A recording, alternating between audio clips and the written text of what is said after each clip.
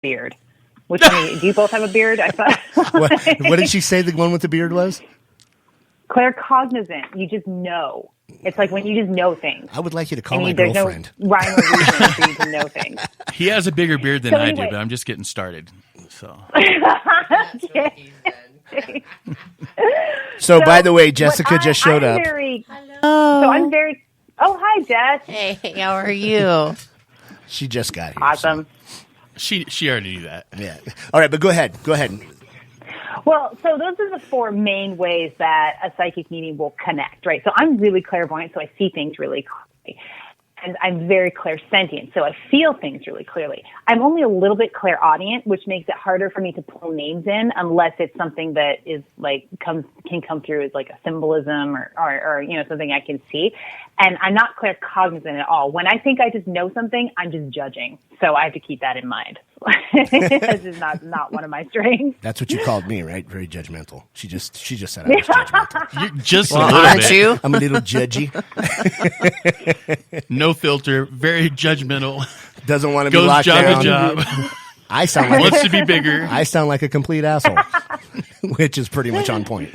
If you didn't know you would be an asshole. Yeah. You know what I mean? Yeah. We just know you. Why do you think I was scared to meet you? Is that what it was? Yeah, she already told you that, remember? Yeah, but she didn't say it was because she thought I was an asshole. She said you were intimidating. Intimidating. Is that the same as being an That's asshole? a nice way to say asshole. No, okay. All right, so I'm going to throw one of my dreams out there, and you can tell me what you think. So this is a similar thing that I've had pretty much as far back as I can remember. When I was really, really young, I used to ride skateboards and stuff like that. But I would always have this dream of my big ass riding a skateboard, and I was going down a big hill, and I hit a jump, and I just start flying, and it's like the longest air time you could possibly have, and it just keeps going and going and going and going, and then next thing you know, like I hit the ground, and I have the most massive wipeout and completely destroy my body. But I have that all the time, and then I'll wake up and go back to sleep to see if I can change it, and it loops itself every single time. Is it scary to you? Oh, hell yeah, it's scary. So even the flying part is not fun for you? No, because, it feels like I'm never going to come down, but when I do come down, it just... You have a sense of... Fear of loss of control? Yeah, there's an imminent danger that it's about to happen. Wait, I'm asking her. I know, but I'm trying to clarify for her. Sorry, Ingrid, did you actually want to answer him? She said I was very judgy. No, you know what I get? Fear of freedom. Ooh. Fear of freedom. Ooh. Yeah, fear of freedom. You are you are innately free, and you have that ability. You have that ability to spread your wings and fly and go. But you're terrified of the fallout. Dang. Oh, so you want to be out there getting better and why do you think I have so many of these It's like fucking fear of ideas and success. shit, dude? Yeah, It's the same thing as fear of success. So that's the same thing I told you a long time ago. Like, I come up with an idea, and I roll with it. And you start to fly. And then, shit. And your wheels fall out from underneath Son you. of a bitch. And your body's wrecked. God. I don't know what to say. He's crying now. I'm not crying. Way to go. Get the fuck out of here. I'll cry later, okay? You leave me the fuck alone. I do that by myself in the closet. You're not crying, but your nipples did get hard. My nipples, yeah. They did. You're a little uneven there. We want to fix it. Oh, there you go. The left side is always lower. You know No, that. it's not low. It's not lower. It's inverted. I got to play with it to make it come out of its hole a little bit, you know? Isn't that what you have to do with all things? Sorry, Ingrid. Every now and then we go off on a tangent about Tangents are fine. Nipples and things like that. Okay, so here's another question. So with spirits and your spirit guide or whoever's here beside us, can you, from there, you're in California, right? I am. Okay, so what can you see in this tiny little room with us right now? All right. Do me first. Mom, just wait a minute. Doesn't she always get to do you? Whoever comes up. Every day. She always gets to do you. We've never talked about my spirit guides, though. But your main man? Huh? It's the main man. You don't even know what it is. Main man. We already know it's called the main man. So, which one of you talked about the your main man is a, what did you say? Like, I don't know what it like was. Like a 6'5" brother with that with goldfish heels, guy. right? Yeah, Or that was something. was Vanilla Gorilla. That was Drew. So he's showing up now. Okay, who said that? Which? Give me a name. Your name. Drew. Drew. Okay, Drew. Drew. That is not. It's funny. Your actual person is showing up for you, and I'm feeling an incredible pull in my heart, and it's a deep, deep, deep, deep sensation in my heart. You big softy, you. He is. You're so tough. He's totally. He is. A big softy, and you have this guide with you, and he's showing up as very luminescent and white. So there's a deep spiritual core to you that you may or may not. No, you know about it. You definitely know about it. You may or may not express it, or you may express it in certain circumstances. But this being who's showing up here, he's showing up as masculine, and he's very, you crack jokes about what your spirit guide would look like, but he's very, let me find the words. I'm trying to describe, he's got that robe on that I talked about, but it's funny because I think it was you earlier, someone said earlier about being scared about the robe and the hood. So there's a point being made of not showing up that way, but so the robe that I'm seeing is white. And I'm seeing like a tassel come down from the neck. And I'm looking at his face. If I was going to give him an age, he would be probably in his late 40s is what I would give him. And all he's giving me is all he's really letting me know is he's pulling on my heart, pulling down on my heart, and showing me the very depth of your empathy and compassion and how you really feel about the world and the people in your life and your family and just how deep that goes. And it's a tremendous depth that you embody. I hope I'm not outing you in some way. We already all knew this. Everybody, we knew he was been gay. outed. We knew he was gay. You've been outed. Okay, I just didn't know if you had a tough guy persona that I was screwing up for you. No, you did. But that's You hit the nail on the head. Drew's he's a very masculine dude. He's a pro fighter. He's a big guy. But he is a big softy. You actually you are a big softy, and Yeah. I just got. Let's see what he's intimating.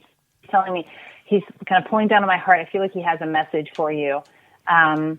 Okay, so he's dropping the energy down to the and I got information in kind of weird ways. So I'll just explain to you everything that I get, and then I will tell you what I feel like it means. But he's dropping the energy down to your abdomen, down to your lower abdomen, and that's called the sacral area. And that is about feminine energy. It's about creativity. It's about being present. It's about really enjoying the good things in life. But what I'm feeling for you is he says, take that heart, that deep, deep well of love, and it's dropping down to that sacral. And I'm feeling like there's some creativity that you can explore, or that would be really good for you to explore, a creative outlet of some kind. And let me lean in and see if there's more on that. I'm feeling a little shaky on this part, so just give me a second. You feeling okay? You have a child, right? Yes, I do. I've got 3. Okay. 3. Is another one forthcoming by chance? Oh! That is a big no. So you big think, Drew, we need All to right. talk. No, I'm just kidding. We're done at 3. But okay. he does do work for group homes, so he does take care of a lot of other kids. So that might be where you're getting that. He is helping out with. I didn't think about that. Yeah, That's he runs true. group homes. Oh, so that's kind of you like do. his, Okay, so that's why I'm getting creativity around children. Okay, there we go. So get creative with children. There's an outlet for you there that'll be really good for you, and it feels like it'll help bring you life energy, kind of give you a zest for life.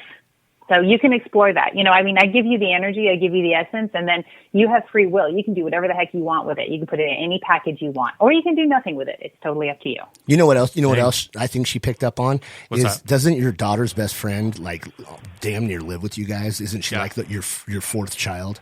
Pretty much, yeah. Yeah, so that's probably what So she's picking up true. on. Yeah. Because she said fourth Kids child. everywhere. Yep. Wow, that's right. pretty good. Thank you. Yeah, you hit Hey, him on you're the welcome. head. So far she's You called me mic an asshole next. and nailed you on the head. So yeah, So softy. everything's right. That's the only way. That's the only way this podcast is going to work. Someone's got to be the dick out here. Right, that's it. What does that make me? Extra. Getter. Extra. Late. Oh my goodness. I'm just No, we'll give. No, for real. We'll give. I want to hear it. What does that make her? What, me? You want me to hear from me? Yeah. Tell us about Jessica. Tell you about Jessica. Oh, Jessica. Well, I got a lot to say about Jessica. Okay, so let's see. Leaning into. I'm actually having to shift my energy to the right when I'm trying to tune into Jessica. Like, it still feels like heavily pulled to the left. I don't know if that's where you guys are sitting or like it has to do with like what you I'm on Drew's right. So, yeah. Okay, so I'm moving over to the right. Nice. So, Got cameras in here? We don't have cameras. I've been recording this whole time. yeah, we're it's a big scam. It's a big scam. We're in cahoots. Me and Jess are in on it. We're in cahoots, yeah. Oh, Jess, you need to start trusting that third eye. So that means trusting what you see and trusting your intuition. And I'm looking around you to see if anybody's there. And I see dots of people behind you, but none of them are ready to come to the forefront. And here's why. Because we are so focused on you. Like the work that you and I are doing together, that we have done, anything that whatever we will do in the future for right now, it's very focused on you and your physical body and your physical experience. So when the focus is there, I don't get a lot in terms of guides and I'm still getting this pull to the left, but I think it's less about Drew and more a message for you. So we'll get into that in a second. But does that make sense to you? It's kind of why a guide or a loved one might not show up, because it's just all about Jess right now. Isn't it always? All about your physical experience. Nailed it. So I'm getting, you need to start your intuition more. There's a head, you've gotten pretty heady about what you've been up to, and trusting your intuition is going to really help you make those forward steps that you're looking to make. And also because I'm feeling such a pull on the left side of my body. So the left side is about receiving. So that just kind of backs up what I'm saying, what I'm feeling in your third eye with that intuition. There's an imbalance between what you're projecting out, the right side of your body. You're pushing. You're moving forward. That's masculine energy and that's driving forward. But give that a break, give that a rest, and start getting into the receiving mode.